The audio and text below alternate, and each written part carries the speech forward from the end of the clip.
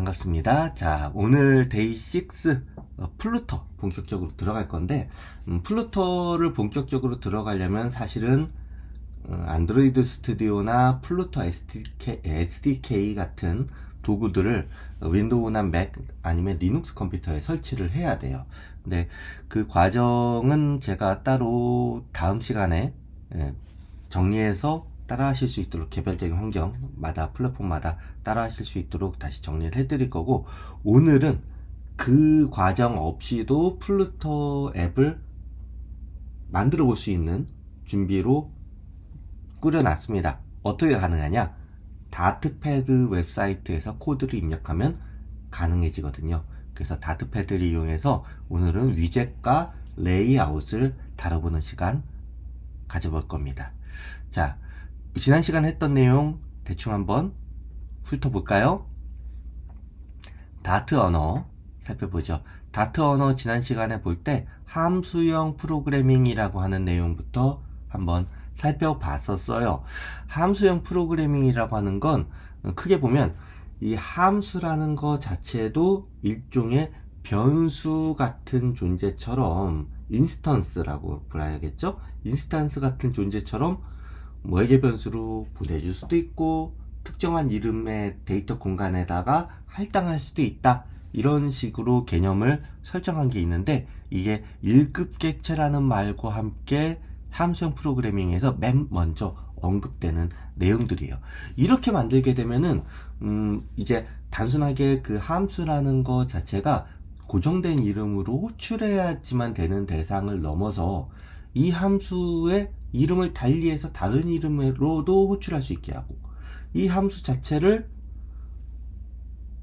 다른 함수를 호출할 때 매개 변수를 쓰게 한다거나, 아니면 다른 함수에서 실행을 다 하고 나서 반환시키는 리턴 값으로 어떤 함수를 만들어서 보내준다거나 하는 것도 가능해지게 되죠. 그래서 1급 객체라는 개념은 함수형 프로그래밍에 있어서 그러는 자유도, 유연성, 이런 것들을 확보해 주기 때문에 매우 중요한 개념이에요. 그래서 관련된 문법들을 하나씩 살펴봤고요. 그리고 함수형 프로그래밍으로 할 때는 기존에 있던 제어문식으로 for 반복문, while 반복문, 이런 것들을 쓰는 것 대신에 for each 같은 리스트 아니면 뭐 딕셔너리 이런 데 각각 붙어있는 메소드를 통해서 뒤에 함수 자체를 람다식 같은 걸로 매개 변수를 던져주면, 그러면 이 내용들을 하나씩 꺼내 가면서 실행할 수 있다, 이런 개념으로 다르게 접근하는 코딩도 가능해져요. 왜냐하면 여기 보시듯이 함수 자체가 매개 변수로 들어갈 수 있기 때문에 가능해진 일이죠. 그래서 for문을 대신하는 for each 함수, 또는 특정한 조건만 따져서 처리해주는 where 함수, 메소드죠. 메소드, map 메소드, to-do, set 메소드, 또는 n이라고 하는 메소드도 있어요. 이 조건을 만족하는 것들만 따로 추려서 리스트를 뽑아달라. 자, 그리고 reduce, 요소들을 하나씩 누적을 해서 결과값으로 무슨 평균값, 합산값, 이런 것들을 얻어내는데 도움을 줄 수 있는 reduce 같은 것도 있습니다. 자, 그 밖에 문법들 더 찾아본 거 있었죠? 계단식 표기법이라고 하는 게 있어요. 스위프트로 치면 옵셔널 체이닝처럼 생각할 수도 있는데, 그거하고 유사하게 생각하기에는 좀 다른 면은 있으니까 잘 한번 살펴보시기 바랍니다. 그 계단식 표기법은 앞서서 특정한 메소드를 인스턴스에 대해서 실행하고 나서 그 다음에 다시 인스턴스 이름의 메소드 식으로 계속 나열하다 보면 어느 순간 복사해서 붙여넣기 하게 되고, 그러다가 실수가 나오죠. 그 실수를 방지하기 위해서 인스턴스 이름 하나 언급해 놓고 점 2개입니다. 점 2개로 메소드들을 체이닝 걸듯이 계속 이어서 언급하면 이 처리가 된 객체에 대해서 이 처리도 하고, 그 객체에 대해서 이 처리를 또 하겠다 식으로 나가는 거니까, 그 옵셔널 체이닝하고는 스위프트 옵셔널 체이닝하고는 확실히 다른 면이 있다 하는 걸 생각을 하시기 바랍니다. 자, 그리고 쭉 내려가서 컬렉션의 if 문법 같은 것도 독특하게 다트에서 제시되고 있는 문법인데요. 예를 들면 배열 같은 곳에 쭉 공통되게 필요로 들어갈 내용들은 여기 언급을 하지만 이 내용만큼은 이 조건일 때만 더 포함시키던지 하라 라는 식으로 if문이 들어갈 수가 있습니다. 이게 바로 컬렉션의 if 문법이라고 불러요.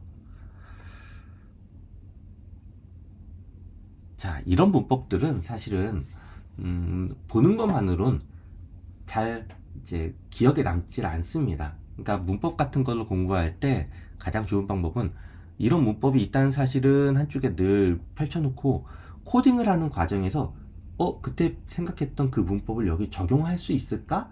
계속 호기심을 갖고 코딩할 때 써볼까?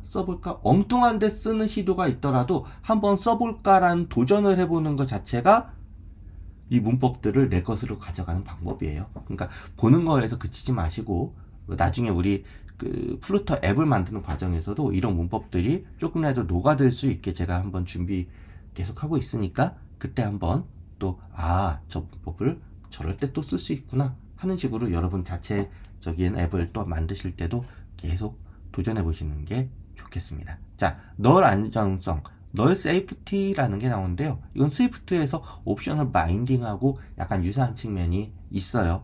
그래서 이 값이 있을 수도 있고 없을 수도 있다 라는 식으로 물음표를 타입 뒤에 붙여서 언급해 주는 걸로 성격을 정의할 수 있다는 이야기고요. 다트 2.12 버전부터 들어가는데 현재는 이게 거의 디폴트처럼 다들 많이 활용하는 버전 이전의 옛날 버전이기 때문에 널 세이프티에 관련된 코딩을 하는 경우들을 특히 네트워크 프로그래밍 같은 거 할 때 많이 보실 수 있어요. 왜냐면 네트워크로부터 인터넷에서 서버로부터 데이터를 가져오게 되면 그 데이터가 있을 때 그 본격적으로 화면에 보여주던지 하는 작업을 처리하면 되는데 그 처리가 들어가기 전이라면 특정한 값, 예를 들면 뭐 다운표에서 다운표로 바로 끝난다거나 아니면 숫자라면 0으로 처리한다거나 이렇게 처리해서는 그 값이 없는 게 아니죠. 이미 엉뚱한 값이 들어간 꼴이기 때문에 잘못 연산이 될 수 있기 때문에 확실하게 널이라고 처음엔 지정해 넣어서 데이터가 아직 수집되기 전이다 라고 해주고 데이터가 가져와진 다음엔 그 데이터를 활용해서 쓰도록 이렇게 하는 네트워크 프로그래밍이 좀 많으니까 그럴 때도 또 많이 보실 수 있는 사례가 될 겁니다. 자, 널 병합 연산자 물음표 2개 쓰는 거 스위프트에도 유사하게 옵셔널 바인딩에 축약형이 있었죠. 그리고 물음표 점 찍는 것도 있었는데 이것도 아마 스위프트에서 보셨던 유사 문법 생각하시면 금방 이해되실 수 있는 부분이에요. 그리고 스위프트를 제가 강의할 때 들어보신 분들 아시겠지만 제가 꼭 쓰지 말라고 강요했던 거 있었죠. 느낌표죠. 느낌표는 혼자 프로토타이핑하는 그런 과정이 아니라면 상업적으로 코드를 만들 때는 웬만하면은 쓰지 않는 방향으로 하시는 게 좋아요. 왜냐하면 이게 잘못 처리가 되면 상황에 따라서 앱을 강제 종료시킬 수도 있기 때문이죠. 자, 널 웨어 연산자라는 게 좀 독특한 게 또 있습니다. 이거는 이제 할당하는 연산자에다가 물음표 2개가 앞에 조건이 붙어서 더하기 는이라고 하는 문법처럼 물음표 는이라고 해서 만약에 이게 널 값이면 0을 대입해라 라는 식으로 조건을 특이하게 할당 연산자와 결합형으로 만들어주는 경우라고 보시면 되겠습니다. 자, 여기까지 내용이 지난 시간에 우리 함께 봤던 내용이고요. 오늘은 데이 6입니다. 주소 제가 드릴게요. 데이 6는 코드를 미리 이렇게 다 입력을 해 드렸고 이 내용에 따라서 천천히 제가 살펴봐 드릴 겁니다. 자, 그러면 코드를 다 지우고요. 다 지우고 제가 완전한 형태의 그 앱 화면이 나올 수 있는 코드를까지 포함해서 제가 그 자료에다가 정리해 드렸거든요. 그래서 그 내용을 하나씩 좀 만들어 보도록 할게요. 오타가 좀 나거나 하시는 분들은 그 제가 만들어진 자료를 복사해서 그냥 붙여 넣는 걸로 일단 보시면서 뜯어 붙여 보시는 식으로 하셔도 되고, 아니면 기본으로 다트패드에서 주고 있는 샘플들이 있어요. 특히 밑에 보면 플루터 아이콘이 보이는 이 샘플들은 플루터 앱이니까 이렇게 선택해 보시면 대충 얼개들이 나오니까 이대로 활용해서 내용을 고치시는 식으로 쓰셔도 좋겠습니다. 자, 그러면 제가 천천히 텍스트로 안녕하세요 나오는 코드를 한번 작성을 해 볼게요. 임포트 문을 먼저 써 보겠습니다. 임포트 문은 다른 쪽에 있는 외부의 패키지 같은 것들을 가져와서 우리 앱에서 활용하겠다 할 때 선언해주는 문장이죠. 맨 앞에 보통 언급되게끔 되어 있습니다. 패키지라고 쓰고, 이거는 상용 쪽 고정되게 쓰는 상용구 같은 것이니까 일단 이대로 써봅시다.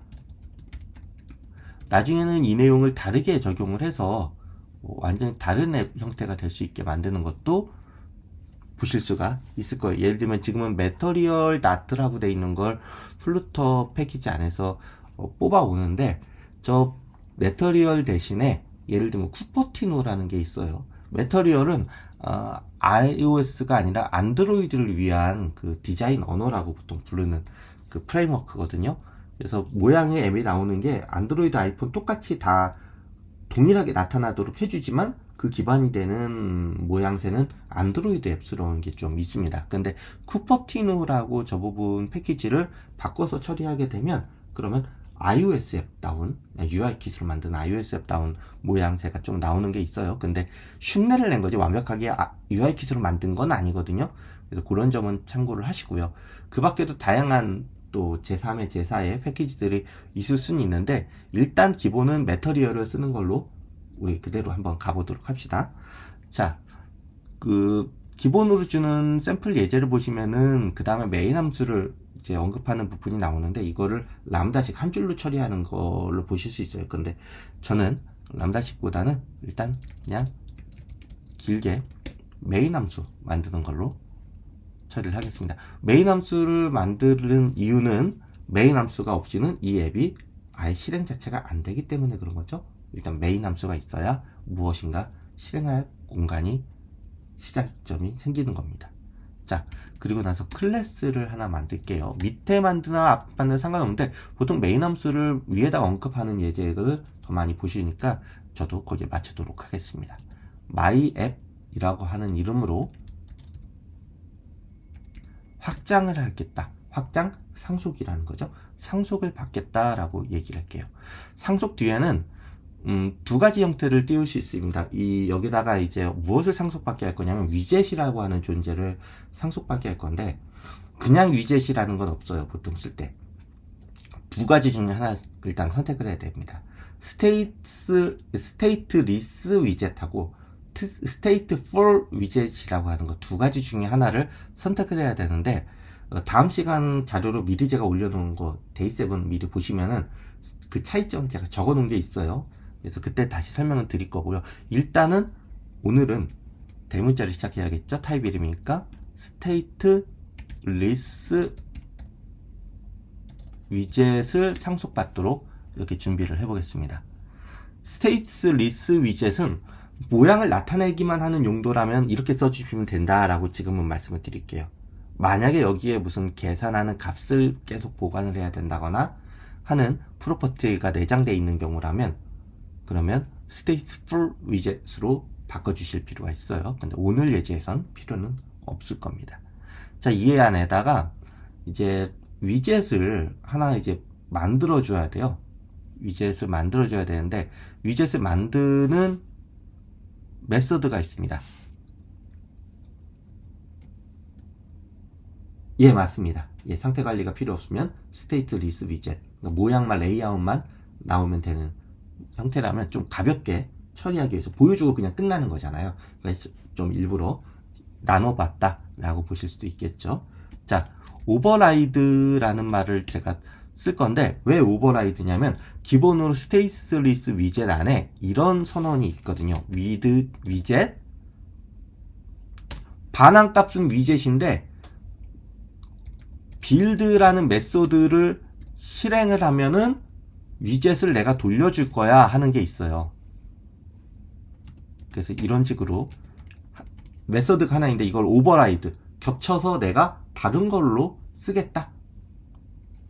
만약에 이거를 안 쓰고 바로 그냥 마이 앱을 여기다가 한번 만들어서 이렇게 만들어진 걸 run 앱이라는 말과 함께 언급을 해주면 어떻게 되냐 하면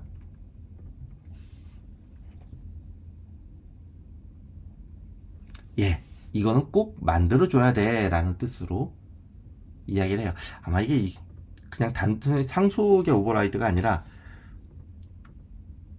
프로토콜적으로 처리해야 되니까 필수사항으로 이렇게 만들어줘야 되는 거니까 쉽기도 한데 정확한 건 제가 나중에 더 확인해서 말씀드리도록 하겠습니다. 일단은 만들어야 돼요, 이 메서드를. 근데 이 빌드 안에는 매개 변수가 꼭 있어야 되니까 이거는 그냥 복사해서 붙여넣기 식으로 매번 쓰셔야 되는 거다 라고 보시면 됩니다. 빌드 컨텍스트 문맥에 맞게 일 처리를 좀 하도록 되어 있습니다. 자, 빌드 메서드를 그럼 안쪽에 뭔가를 만들어야 되는데 위젯을 돌려줘야겠죠. 리턴 값을 여기다가 바로 언급을 합니다. 그 플루터의 스타일은 리턴 같은 게 생략돼서 바로 그 내용만 돌려주는 이 스위프트 같은 문법은 없고 무조건 리턴을 써줘야 되거든요. 리턴을 적어주고요. 그래서 코드가 약간은 번잡해 보일 수는 있어요.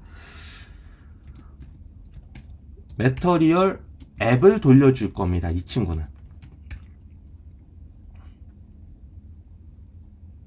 네, 한번 실행해 볼게요.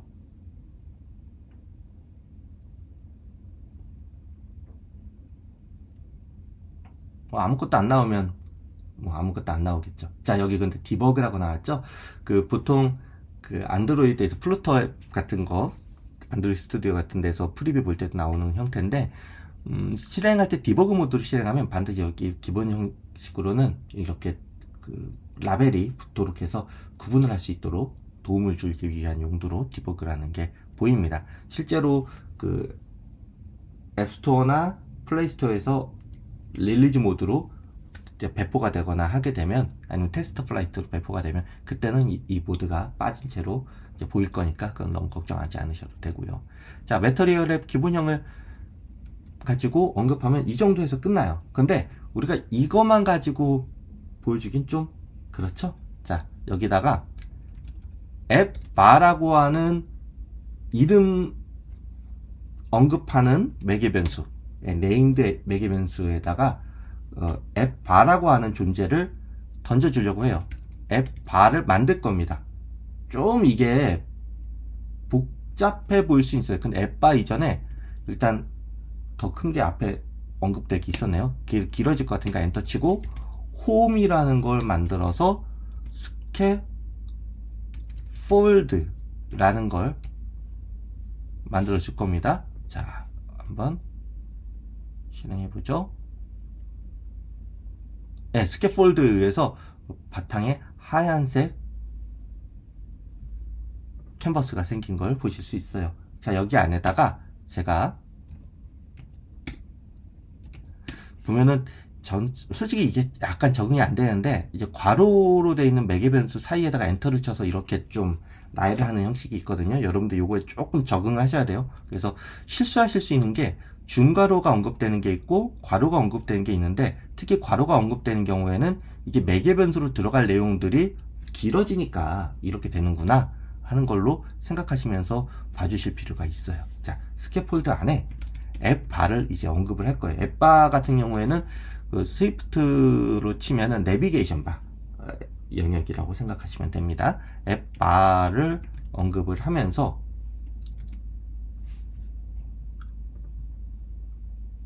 아무 말도 없으면 아무것도 없죠? 여기에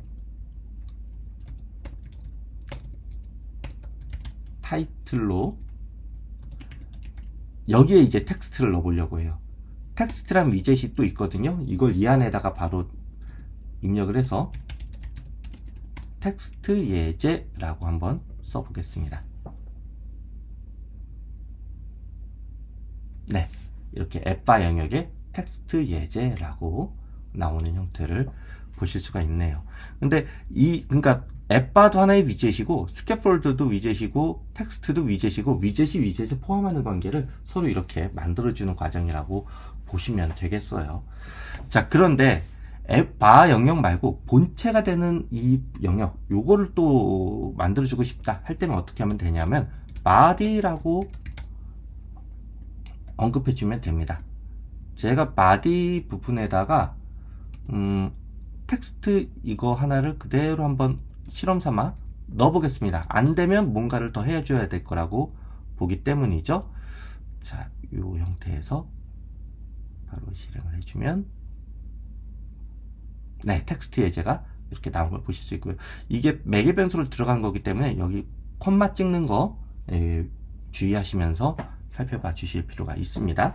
자, 텍스트는 이렇게 글자가 나오게 하는 기본적인 위젯입니다.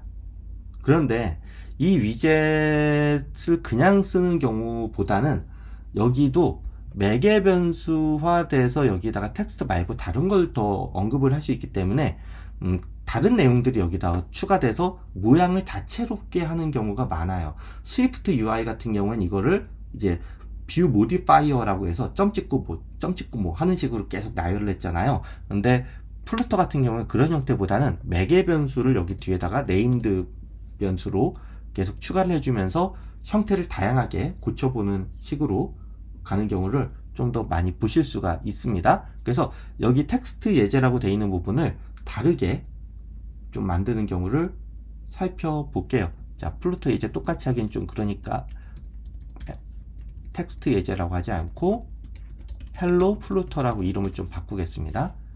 자, 런 누르면 바로 적용이 되겠죠? 네, 헬로 플루터가 나옵니다. 자, 헬로 플루터라고 나오는데 이 내용을 고쳐주기 위해서는 스타일이라고 하는 매개 변수를 여기 추가를 좀 해줘야 돼요.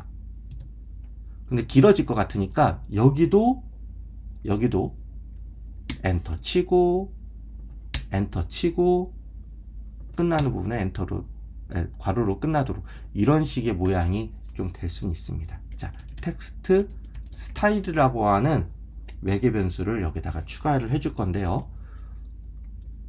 텍스트 스타일 안에 들어갈 수 있는 내용은 몇 가지 좀 언급해 줄 수 있는 게 있습니다. 예를 들면 폰트 사이즈라는 매개 변수로 24.0이라고 하는 숫자를 한번 언급을 해볼게요. 크기가 바뀔지 봅시다. 네, 커졌죠. 이 .0이라는 거 봐서 아시겠지만 그렇습니다. 인티저는 아니에요. 네, 더블 같은 그 숫자가 들어가는 소수점 이하 숫자가 들어가는 경우라고 보셔야 되겠습니다. 자, 그 폰트 웨이트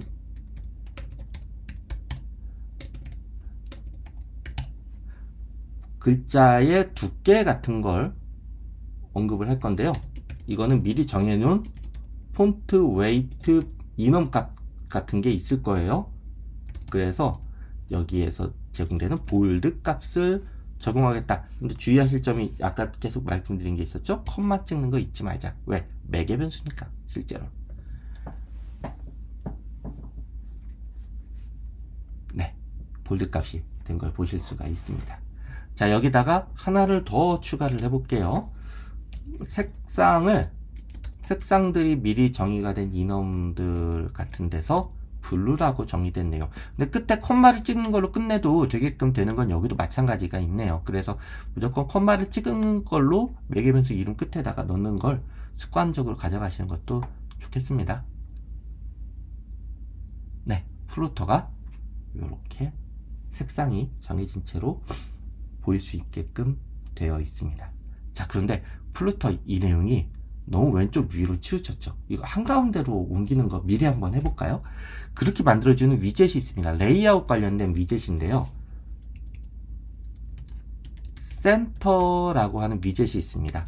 센터라고 하는 위젯은 내용을 child라고 하는 내용과 함께 다른 위젯 내용을 언급을 해주면 돼요. 그래서 이 텍스트를 child 밑에다가 언급을 해주는 걸로 이렇게 바꿔서 작동해 보겠습니다. 네, 한가운데 헬로 플루터가 보이는 형태로 여러분의 지금 그 GitHub에 올라온 예제 코드하고 동일한 결과를 얻을 수 있게끔 이렇게 만들어진 걸 보실 수가 있죠.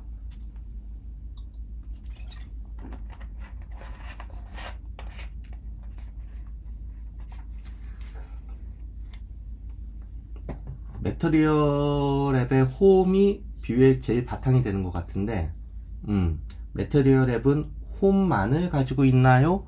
매터리얼 앱은 홈이요. 홈. 요거는 제가 좀 더 살펴보고 말씀을 좀 드릴게요.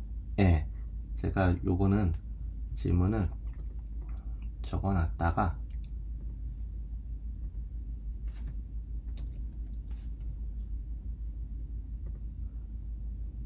좀 더 준비를 해서 답을 드릴 수 있도록 하겠습니다. 네. 그러면 그 다음 내용 살펴볼 건데, 그 다음 내용은 이미지인데, 이미지 같은 경우는 여기서는 바로 실행은 좀 안 될 것 같아요. 왜냐하면은 이제 파일을 여기다가 추가하는 게 있어야 되는데, 그건 이제 안드로이드 스튜디오 같은 데서 패키지가 아니죠. 그 번들 파일을 준비할 수 있게끔, 에셋이라 부르는 번들 파일을 준비할 수 있게끔 해줘야 되는데, 그건 여기서는 불가능하니까, 이미지는 코드만 나온 내용 참고해 주시고, 그 다음은 아이콘 한번 살펴보겠습니다. 아이콘 있는 거 고쳐가면서 써볼게요. 아이콘 예제입니다. 자, 아이콘 예제를 만들 건데, 차일드로 이렇게 되어 있는 거 대신에 그냥 이렇게 써볼게요. 아이콘 괄호 열고 아이콘들이 있습니다. 여기에 여러 가지가 있습니다. 예, 미리 준비된 아이콘, 마치 그 스위프트 UI에 보면은 SF 심볼즈 있는 것처럼 아이콘들이 미리 준비된 것들이 있어요. 그래서 아이콘이 여기에 들어갈 수 있도록 한번 해주고요. 이렇게 되면 괄호가 하나가 더 들어가야 되나? 아니군요.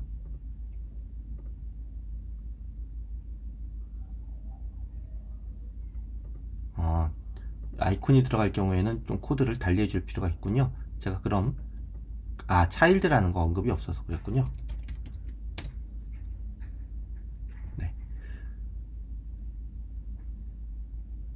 네, 아이콘이 이렇게 하나가 나오는 형태를 보실 수가 있어요. 근데 아이콘만 나오는 거는 좀 심심하죠. 옆에 설명하는 문구가 있는 게 좋기 때문에 그 형태를 가질 수 있도록 아이콘만 나오는 게 아니라 그 옆으로 글자도 같이 보일 수 있게끔 한번 만들어 보겠습니다. 지금은 child라고 해서 센터 한가운데로 몰아넣을 수 있는 이 레이아웃 위젯이 child 하나만 가지고 있는데, child는 영어를 좀 그래서 공부할 필요가 있어요. child는 아이 한 명, 어린이 한 명을 의미하죠. 근데 child가 여럿이 있으면 childs는 아니죠. children이죠. 맞아요. 그래서 children이라고 좀 바꿔주고요.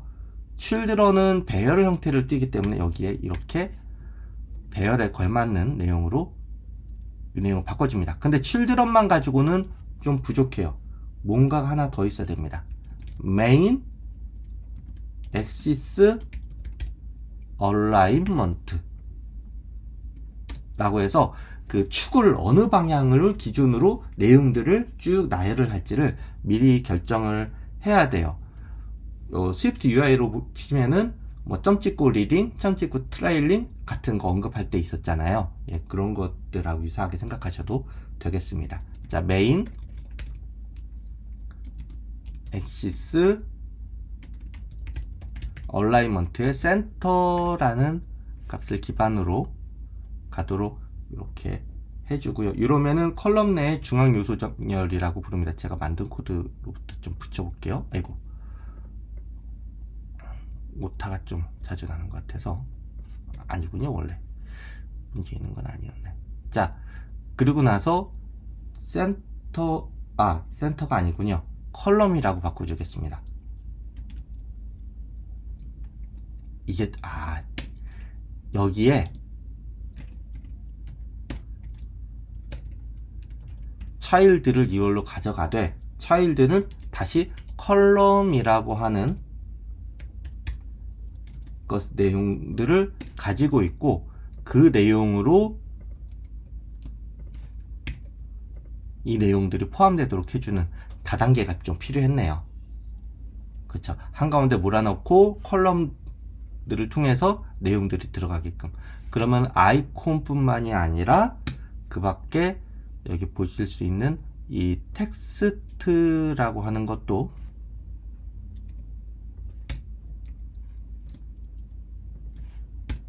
내용이 포함이 가능하다면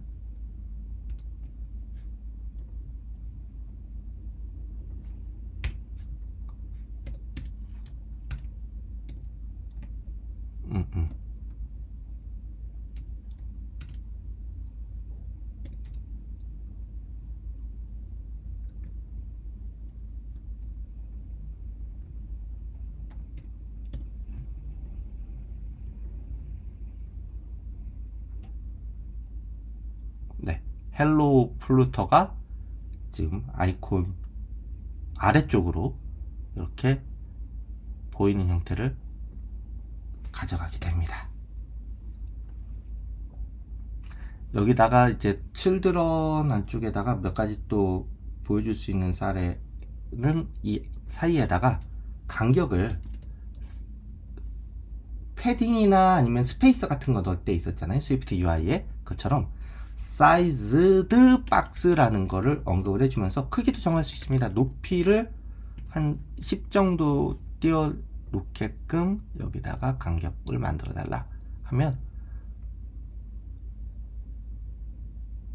사이즈드 박스가 제가 어딘가 텍스트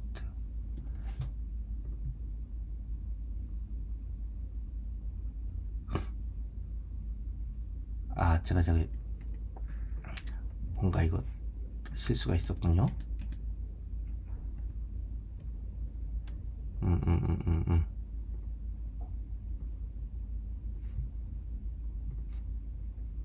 이게 스위프트 하다가 이쪽으로 또 넘어오면 이런 거에 좀 당황을 해요. 그 끝나는 지점마다 괄호 같은 것들이 이렇게 쭉 나열되는 게 당연히 생기거든요. 지금 매트리얼이던 뭐를 쓰던 나트로 플루터 앱을 만들다 보면 쭉 들어갔다가 쭉 나온 형태의 모양들을 자주 만나실 수 있는데 이때 실수가 좀 나와요. 그래서 도구 중에는 개발 도구 중에는 이 뒤에다가 이게 마이 앱을 끝나는 부분이다 라든지 이 부분이 지금 텍스트가 끝나는 부분이다 라든지 이런 식으로 계속 그 주석을 달아서 덜 헷갈리게 만들려고 하는 그런 노력들도 있거든요.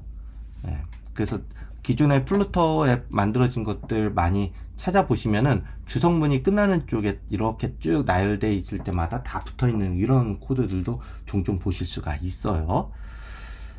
근데 제가 뭔가 아까 지우다가 실수를 했었나 봅니다. 다시 사이즈드 박스 여기다가 추가를 해보겠습니다.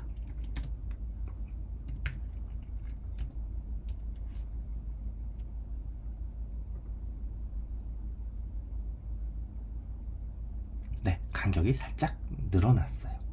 그 아이콘 같은 경우도 이제 아이콘 홈뿐만이 아니라 네임드 매개 변수 몇 개 더 추가를 해서 조건들을 더 다양하게 가져갈 수가 있어요. 보통 엔터 완전히 해주고 여기다가 이제 이름들을 언급을 한대요. 사이즈를 제가 좀 많이 키워보겠습니다. 50.0 정도로 키워볼게요.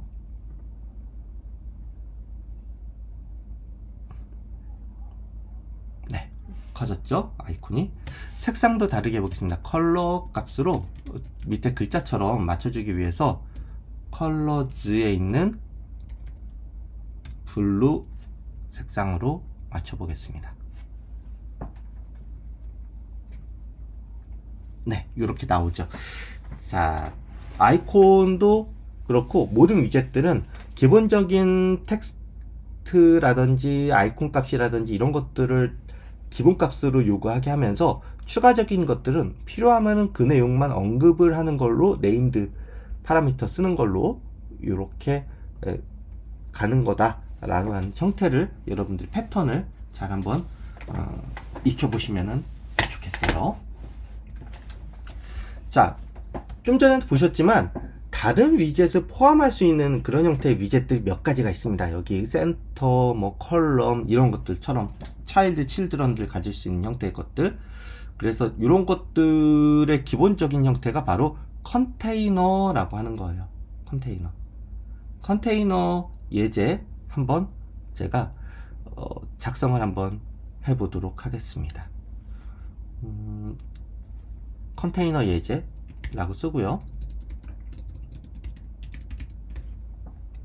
미리 만들어진 거를 조심스럽게 건드리는 게 차라리 마음 편해요.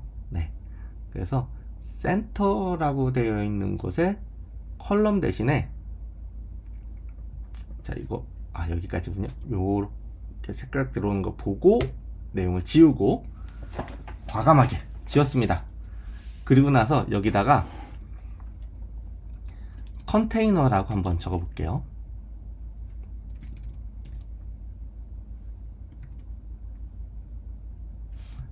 내용이 아무것도 없겠죠, 지금은. 네. 여기에 이제 어떤 내용들을 또 담을 수가 있냐면, 컨테이너는 다른 거를 위젯을 감싸고 스타일을 적용한다 라고 제가 설명을 지금 자료에 적어 놨는데요. 이런 예제가 가능합니다. 자, 조건을 미리 적어주는 거예요. 스타일을 적어주기 위해서. 패딩? 맞아요. 간격을 이제 정해주기 위한 거죠. 패딩 값으로 이런 식의 코드가 가능해요. 엣지, 인셋스 모든 방향에서 16포인트 정도, 16픽셀 정도씩 이제 모든 방향으로 간격을 만들어줘라. 어떤 것들이요? 컨테이너가 쥐고 있는 칠드런들의 내용들에 대해서. 자, 차일드 한번 만들어 보겠습니다. 텍스트 여기다가 텍스트 예제 한번 만들어 주고요.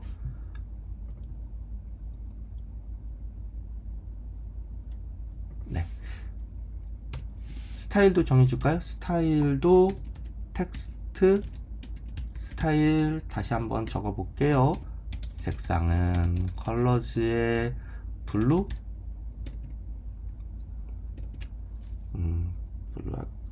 그러니까 그린 한번 그린 한번 넣어주고 폰트 사이즈는 20.0 한번 크게 넣어주고 두께도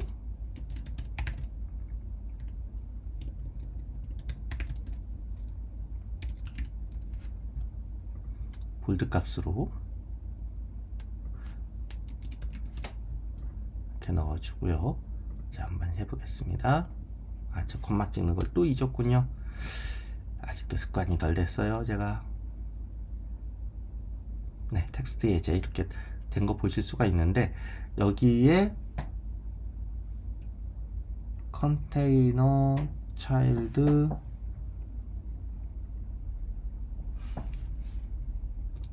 데코레이션이라는 걸 하나 더 넣어보겠습니다. 패딩은 간격을 띄워주는 거예요. 근데 이거 말고 데코레이션이라는 걸 넣으면 어떤 효과가 나는지 봅시다. 데코레이션은 말 그대로 데코라는 말로 많이 축약해서 보통 말하는 거 있죠? 꾸며주는 거예요.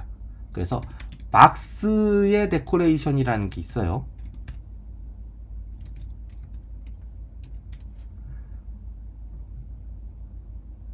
지금은 별다른 설정을 해준 게 없으니까 이렇게 나타나지만 데코레이션에다가 하나씩 한번 입력할 때마다 한번 실행을 해보겠습니다.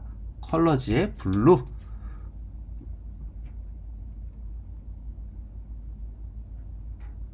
그렇습니다.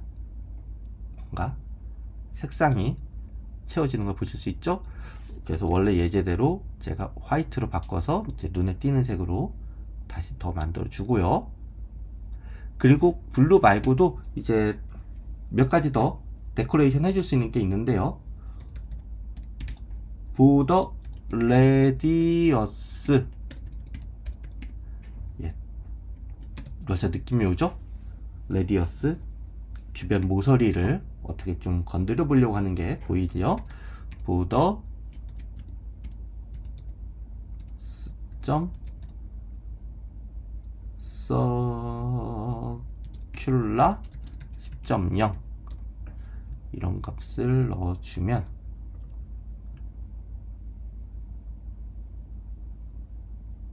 네, 약간 둥글게 깎이는 모습을 보실 수 있어요. 그리고 약간 좀 코드가 길어지긴 한데 박스 섀도우라는 게 있습니다. 뭐 이름 그대로죠?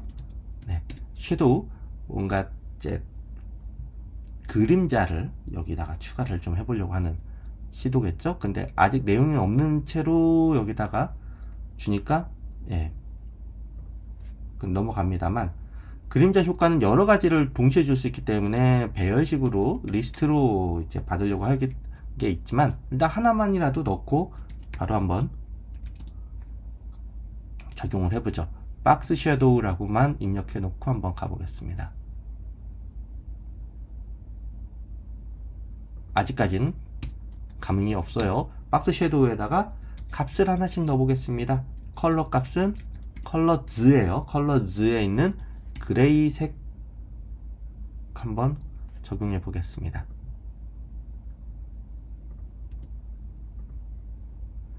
요것도 약하네요. 자, 그레이색에다가 스프레드 레디어스, 얼마만큼 퍼지게 만들지 값을, 그리고 또 얼마만큼 갈수록 뿌옇게 만들지, 그리고 오프셋 얼마만큼의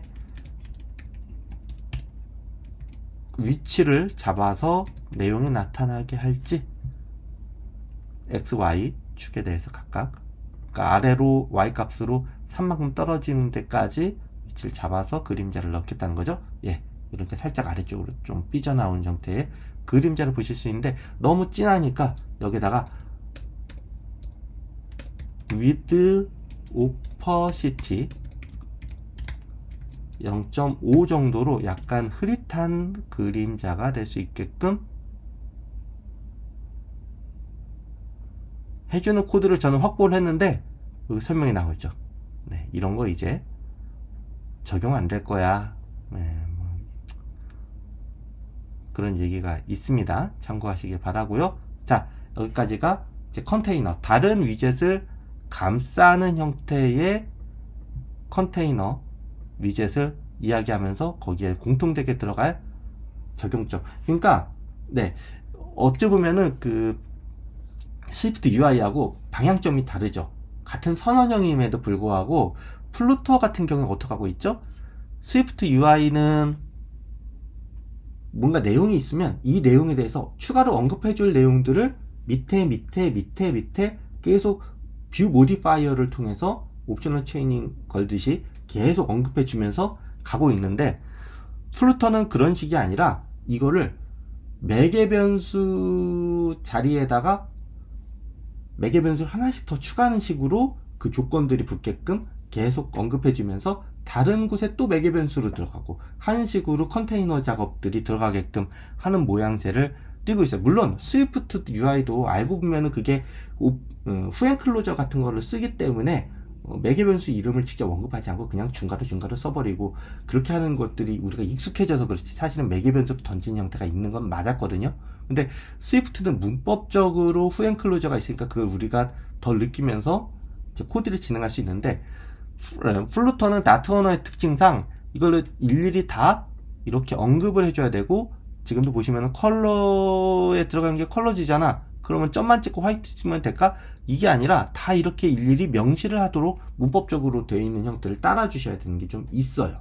그래서 좀 손이 많이 드는 형태도 되지만, 어떤 분들은 이걸 또 좋아하시는 분들도 계십니다. 명확하다, 생략된 게 많이 없다. 왜냐면 사실은 생략된 것들이 많은 형태의 그 스위프트 UI 코드 같은 것도 알고 보면 이제 생략된 부분에 이런 게 있을 거야 라고 생각하는 것을 다시 그 머릿속에서 복원하는 과정이 필요할 때가 있는데, 이게 스트레스를 좀 주는 게 있거든요. 근데 나트로 플루터 코드를 짜다 보면 명확하게 보이는 부분만 빨리 찾아내서 그 부분 주변으로만 살펴보고 빠르게 수정을 가할 수도 있는 측면도 있기 때문에 뭐 그런 걸 또 좋아하시는 분들도 계십니다. 그러니까 문법적인 차이지 철학적인 차이지 이게 뭐 좋다 나쁘다 너무 그렇게 볼 만은 아니에요.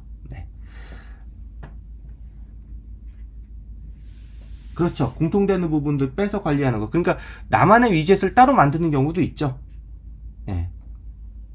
이런 것들이 아예 포함된 형태의 상속받은 위젯 만들어서 그걸 그냥 갖다 쓰도록, 이런 것도 컨셉으로 가능하고요.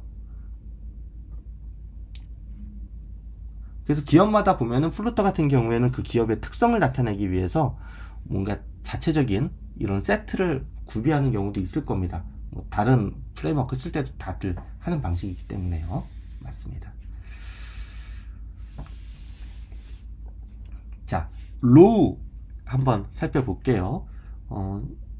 시간상 제가 여기부터는 코드를, 제가 준비한 코드 여기다가 입력을 해서 실행을 하고 설명해 드리는 식으로 좀 진행을 하겠습니다. 11시가 넘어서. 자, 보시면은 결과부터 보시면은 오히려 보시기가 좀 편할 것 같아요. 이제는 코드가 길어지기 때문에 별 아이콘하고 한글로 별 텍스트가 나타나고 옆에 버튼도 나타날 수 있도록 이렇게 했어요. 이렇게 만드니까 이거 어떻게 만들었지? 아까 보시면은 컨테이너 쓴 거는 대충 상상이 되죠? 그 안쪽에다가 이제 한 줄로 쭉 나열되는 형태. 근데 앞에서 보셨을 때 그 컬럼 같은 걸 쓰면, 컬럼을 썼을 때 예제를 보시면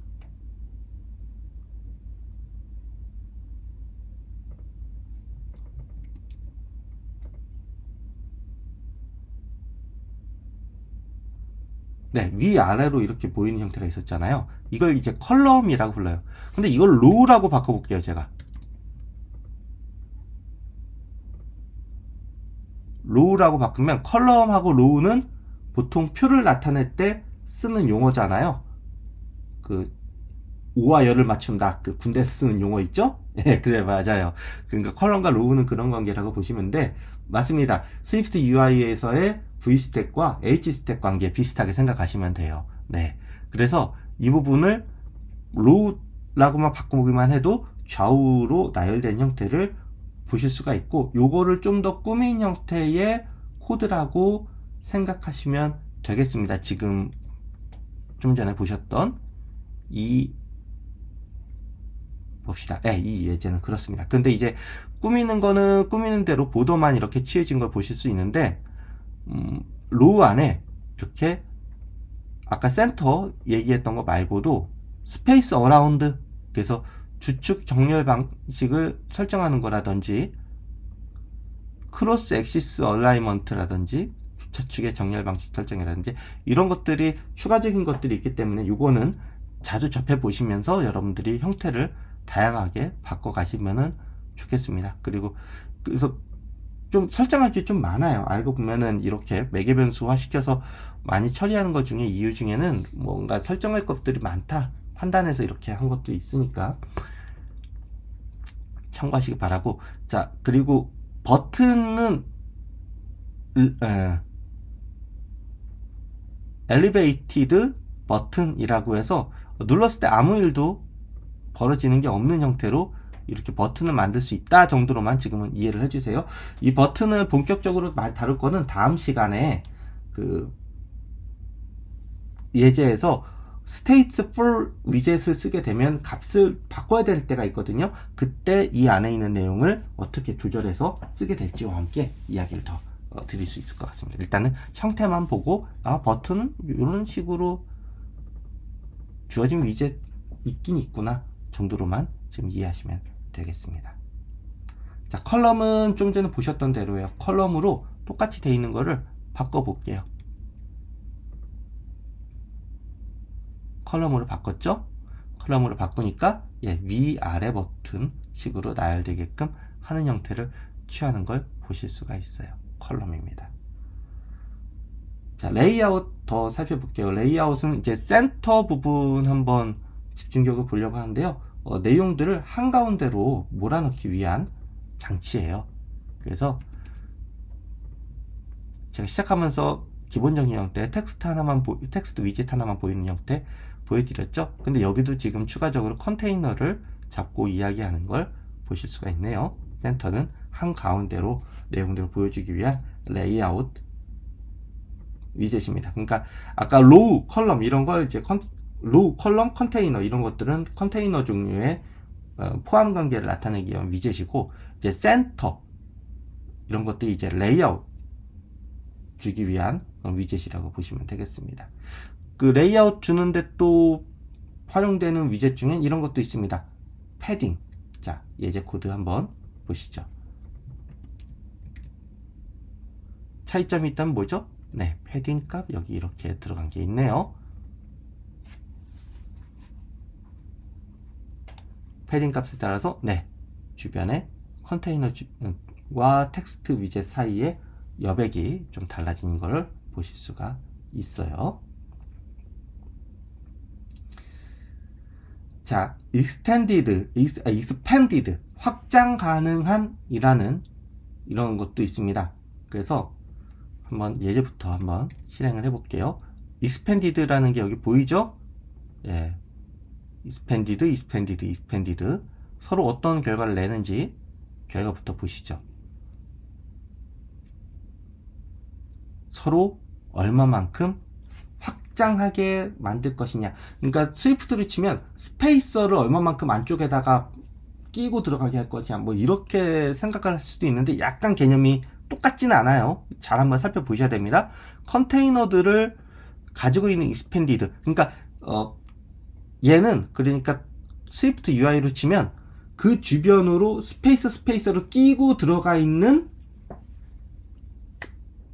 뷰라고 보시면 됩니다. 그래서 최대한 넓힐 수 있을 만큼 넓혀버린다 라는 개념을 가는데, 여기에 보시면은 플렉스라고 하는 내용이 있어요. 그래서 플렉스 얼마만큼 이게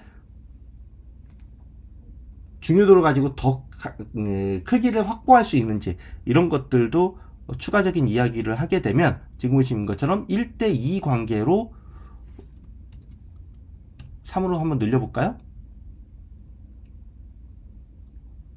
그쵸. 더 1대3 관계로 이렇게 간격을, 그러니까 비중을 다르게 가져갈 수도 있으니까요. V스택, H스택, 스위프트 UI 거 말씀하시잖아요. 예, 그거 비슷할 수도 있는데 어찌 보면 지금 언급드리는 것들은 그 프라이어리티라고 있었죠. 스위프트 UI에 보면 그런 거 언급할 때 그런 개념도 약간 좀 섞여 있는 거라고 보실 수도 있고요. 완벽하게 똑같지는 않지만 유사하게 만들려면 이런 방법들을 동원하면 되는구나 식으로 비교해 보시면서 공통점, 차이점들을 살펴보시면 좀 더 빠르게 스위프트 UI 하시다가 플루터 보시기에 도움이 되지 않을까 싶어요. 네. 그래서 저는 웬만하면 지금 예제 코드 오늘 드린 것들을 그냥 복사 버튼 있잖아요. GitHub에 보면 복사해서 한 번씩 다트패드에 넣고서는 이렇게 추가하신 다음에 지금 제가 했던 것처럼 주요 부분을 한번 고쳐보시면 어떨까 생각이 또 듭니다. 그러면 실험을 해보이는 거죠. 자, 이번엔 또 리스트를 좀 보여드리려고 해요. 리스트는 실행을 해보면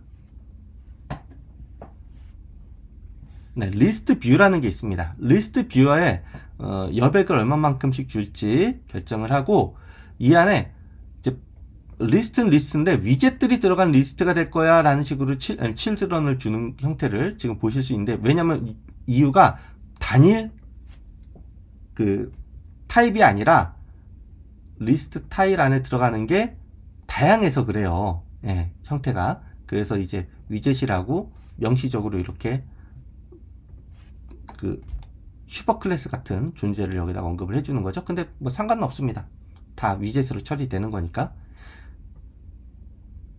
자, 리스트 타일 형태를 다양하게 가져가는데, 첫 번째 걸 보시면은 옆에 트레일링 값을 뭐 뭔가 더 언급한다거나, 디바이더를 선을 명시적으로, 디바이더하고 리스트 타일은 다른 거죠. 예, 그런데 하나의 리스트로, 만약에 이제 디바이더를 없애버리면 어떻게 되느냐, 뭐 상상하시는 대로입니다. 다 따닥따닥 붙어있는 형태로 보이게 되겠죠. 네, 이런 형태를 취하게 되어 있습니다. 자, 그래서 모양들이 다양하게 리스트 타일이라고 하는 형태, 그러니까 셀이라고 보통 부르는 존재 있었죠. UI킷에 보면은 테이블 뷰 셀, 네, 그런 개념이 여기서는 리스트 타일이라고 하는 형식으로 만들어 주어서 활용하게끔 되어 있다 보시면 되겠습니다. 자, 그 다음 코드는 조금 난이도가 있어요. 이거는 제가 요것까지만 설명드리고 오늘 좀 마칠게요.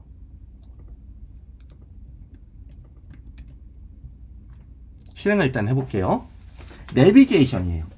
내비게이션인데, 첫 번째 화면을 보여주고 버튼 있잖아요. 버튼 누를 때 뭔가 걸리는 거는 제가 나중에 설명드리겠다고 했지만, 스테이트 리스 위젯에서도 가능한 시나리오가 있기 때문에 이건 만든 겁니다. 누르면 두 번째 화면, 누르면 첫 번째 화면, 두 번째 화면, 첫 번째 화면. 물론 백 버튼이 보통 있기 때문에 누르면 또 돌아가고, 아마 안드로이드면은 대놓고 명시적으로 백 버튼이 있잖아요. 하단에 하드웨어적이나 소프트웨어적이나. 그거 누르면 또 거기서도 동일하게 백 버튼 누른 거하고 똑같은 효과가 날 거예요. 자, 보시면 퍼스트 스크린 위젯이 있고요, 세컨드 스크린 위젯이 있어요. 그 안에 제가 엘리베이티드 버튼을 만들었는데, 여기에 온프레시드라고 하는 자리에다가 원래 아무 내용이 없었던 건데, 여기에다가 내비게이터 푸쉬라고 하는 걸 여기 추가했습니다. 이렇게 만들어주면 내비게이터 푸쉬, 매터리얼 페이지 라우트, 빌드, 컨텍스트, 세컨드 스크린, 이런 식으로 이게 그냥 패턴이에요. 이렇게 만들어주면 세컨드 스크린을 가져와서 그 내용으로 이제 보여주겠다. 스테이트 리스기 때문에 지금 무슨 파라미터 값 같은 게 따로 없으니까 무조건 똑같은 내용이 나올 겁니다. 근데 나중에 스테이트 for 위젯 같은 거를 공부하시게 되면 여기에 뭔가 빌드 할 수 있는 파라미터 같은 거, 아니면 메소드 적용 같은 거 해서 만들어진 거를 다음 화면에 보여주도록, 다르게 나오도록 이렇게 하실 수도 있겠죠.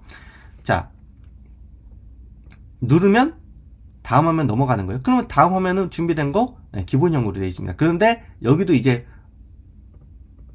버튼이 있죠? 이 버튼은 좀 쉬워요.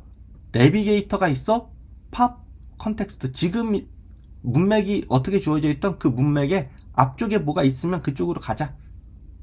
팝이라는 표현이 왜 있냐면 푸쉬의 반대가 되는 게 그 자료 구조에서 보면 팝이라는 겁니다.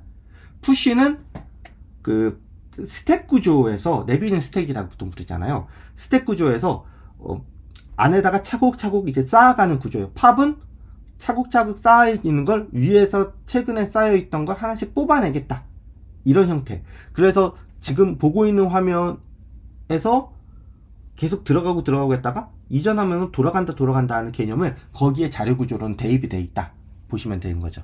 자, 그래서 내비게이션 팝이 이전 화면 돌아가기, 그리고 특정 화면으로 이제 디테일 들어가기는 매터리얼 페이지 라우트를 써서 가는 경우다. 지금은 매터리얼 형식을 취하고 있기 때문에 거기서 명시적으로 주는 방법을 좀 이렇게 활용하고 있습니다. 아마 플루터스쿨 하는 내내 기본적인 이제 매터리얼 기반으로 쓸 생각이라서 예제가 그쪽이 가장 많고요. 그래서 이대로는 쓰지만 만약에 이거를 메터리얼 쓰지 않고 다른 걸 쓰겠다 하면은 아마 좀 코드가 달라질 확률이 높겠죠? 네, 그런 거 참고해 보시기 바라고요. 그 밖에도 제가 예제 코드를 한 3개 정도 연이어서 적어 드린 게 있어요. 여기까지 잘 따라오셨다고 생각한다면 한번 이거 그대로 입력해 보시고 실행해 보셔도 좋겠습니다. 실행해 보시면 첫 번째 예제 코드는 제가 이렇게 준비했습니다. 숫자들을 그 로우와 컬럼 같은 것들을 잘 활용해서 배치를 계산기 모양으로 해놓고 누르면 그 해당하는 숫자가 눌렸다 라고 나오게 하는 예제니까 요거 한번 살펴보시면 좋겠고요. 그리고 두 번째 예제 코드는 지금까지 앞에서 제가 언급드렸던 내용의 좀 응용편입니다. 그래서 제가 드린 거니까 보시면 좋겠습니다. 자, 그 다음 예제군요. 이렇게 똑같이 나열하는 건 똑같아요. 그런데 누르면 다음 화면으로 넘어가게 했어요. 다음 화면에서 선택된 숫자가 나오게끔 했는데 둘 다 스테이트리스를 쓰네요. 다 스테이트리스를 씁니다. 상태를 만들어주고 그 상태가 변경되는 건 아니고 한번 만들 때 그 내용으로 고정돼서 들어가 버리기 때문에 이렇게 셀렉티드 넘버를 넘겨주고 그 내용을 받아서 파이널이죠. 안 바뀔 거예요. 한번 자리 잡히면 그 내용을 그대로 화면에 보여주는 식으로 가는 형태를 취하니까 이 특성만 이해하시고 따라가시면 크게 보시는데 문제는 없을 그런 코드예요. 세 번째 예제 코드는 약간 좀 앞으로 회귀해서 쉬운 코드로 다시 돌아오는 형태를 띠고 있긴 한데 뭐가 쉽냐? 레이아웃 복잡한 거 대신 리스트로 가자. 근데 리스트라고 하기도 좀 그래요. 그냥 컬럼으로 쭉 나열한 겁니다. 컬럼으로 나열을 했고요. 보시면 컬럼으로 이렇게 쭉 반복된 숫자들을 나열을 했고요. 근데 여기서 이제 반복되는 걸 어떻게 처리했느냐? 지난 시간에 배웠던 함수형 프로그래밍에서 언급됐던 맵이라고 하는 메서드 있었죠? 맵이라는 메서드로 children에다가 배열을 던져주면 되니까 맵을 실행한 결과는 배열로 나오게 돼 있거든요. 그래서 요거 하나씩 실행해 가지고 to 리스트 만들어서 그걸 children에 넣어주라. 이 부분이 핵심 코드입니다. 사실은 주석이 따로 안 달려지지만 이 부분만 주목을 해서 보시면은 리스트 같은 효과를 낼 수 있다. 컬럼에다가 그 부분을 주목해 주시길 바라는 마음으로 제가 이 부분이 수정된 코드를 드렸고요. 그 이후의 코드는 앞서 보신 코드하고 동일합니다. 자, 오늘 제가 준비한 순서는 여기까지예요. 그래서 한번 앞부분은 제가 천천히 갔지만 뒤에 약간 빠르게 간 거는 동일한 반복 내용이 계속 있기 때문에 다른 점 위주로 여러분들이 빨리 또 입력해 보시거나 코드 이렇게 붙여 놓 보시고 뜯어 보시고 하실 수 있도록 하기 위해서 제가 좀 약간은 뒤에 스피디하게 진행을 했고요. 다음 시간에는 처음 시간에 스테이트리스 위젯하고 스테이트풀 위젯하고 이 차이점을 좀 잘 설명드리는 걸로 시작을 해서 궁극적으로는 다음 시간에 원하는 건 이제 네트워크에서 API로부터 자료를 가져와서 활용할 수 있는 최소의 앱을 만들어 보는 게 목표예요. 그래서 그 점도 살펴보시면은 아마 기본적인 형태의 프로토타이핑 정도는 여러분들이 하실 수 있는 형태가 되지 않을까 싶고요.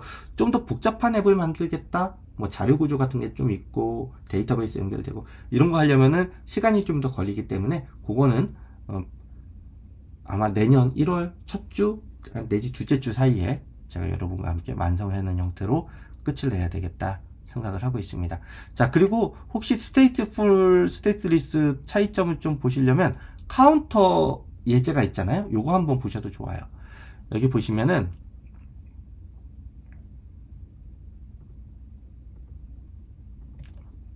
사이트를 다시 읽어서 카운터 예제를 보시면은 여기에 예제 기본으로 주는 거 있죠? 다트패드에서 보시면 여기에 스테이트 리스가 있고 스테이트 풀 리스입니다.